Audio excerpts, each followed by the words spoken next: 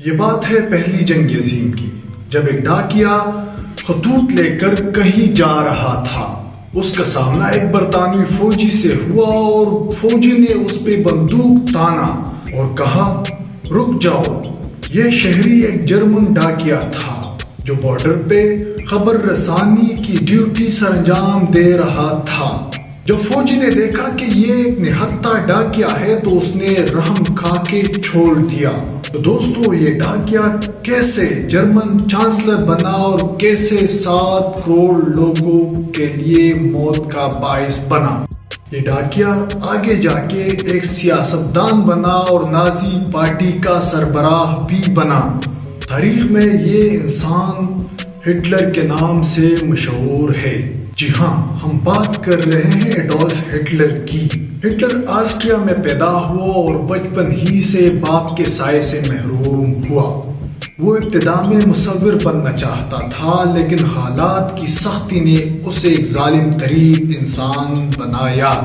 وہ 1913 میں جرمنی چلا گیا اور جرمن فوج میں بطور لانس کارپورل کام کرتا رہا۔ یہ ایک عام سپاہی کے برابر کا عہدہ ہوتا ہے جو بیلجیم اور فرانس کے محاذ پر ایک ڈاکیا کی ڈیوٹی سر انجام دیتا رہا۔ پہلی جنگ عظیم میں جرمن کو شکست کے بعد اتحادی طاقتوں نے جرمنی کے ساتھ انتہائی ناروا سلوک کیا۔ ہٹلر اس ناروا سلوک پہ بے حد رنجیدہ تھا۔ وہ انتقام کی آگ میں جل رہا تھا اور اس نے یہ عہد کیا کہ وہ اس ظلم کا انتقام لے گا جو ان کے لوگوں کے ساتھ ہوا۔ 1919 میں ہٹلر نے جرمن ورکر پارٹی کو جوائن کیا جو بعد میں نازی پارٹی بن گئی، جو اس کا سربراہ بھی بنا۔ 1923 میں اس نے کوشش کی کہ وہ حکومت پہ قبضہ کرے لیکن ناکام رہا اور 5 سال کے لیے قید میں چلا گیا، جہاں پہ اس نے مائی اسٹرگل کے نام سے کتاب بھی لکھی۔ 5 سال بعد وہ بہت ہی مشہور شخص بن گیا اور اس نے ٹریٹی آف ورسائلز کے خلاف آواز اٹھانا شروع کی۔ 1924 میں اس کو جب جیل سے رہائی ملی تو اس نے لوگوں کو یہ کہنا سٹارٹ کیا کہ انتقام لوگوں، انتقام۔ اس نے جرمن لوگوں کو نازی پارٹی کے پلیٹ فارم پہ اکٹھا کرنا شروع کیا۔ اس نے جرمن نیشنلزم کی آواز اٹھائی اور لوگوں کو کہنا شروع کیا کہ دنیا میں صرف ایک سپیریئر قوم ہے اور وہ ہے جرمن، اور صرف جرمن لوگوں کو ہی دنیا پر حکمرانی کا حق حاصل ہے۔ اور الائٹ پاور سے انتقام لینے کے لیے لوگوں کو اپنے ساتھ ملا لیا۔ ہٹلر یہودیوں سے بھی سخت نفرت کرتا تھا اور اس کا خیال تھا کہ یہودیوں کی منافقت سے ہی جرمنی کو شکست ہوئی، اور اس شرمناک سلوک کی ذمہ داری بھی یہودیوں پہ ڈالتا تھا۔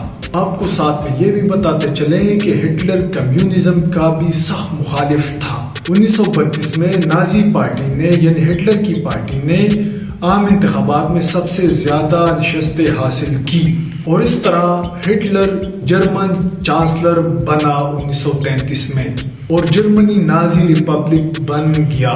چانسلر بنتے ہی ہٹلر نے نیو ورلڈ آرڈر بھی جاری کیے تاکہ پہلی جنگ عظیم کے بعد فرانس اور برطانیہ نے جرمن لوگوں کے ساتھ جو ناانصافیاں کی اس کو ختم کر سکے۔ اقتدار کے پہلے 6 سالوں میں اس نے جرمنی کو معاشی میدان میں بہت تیزی سے ترقی دلوائی۔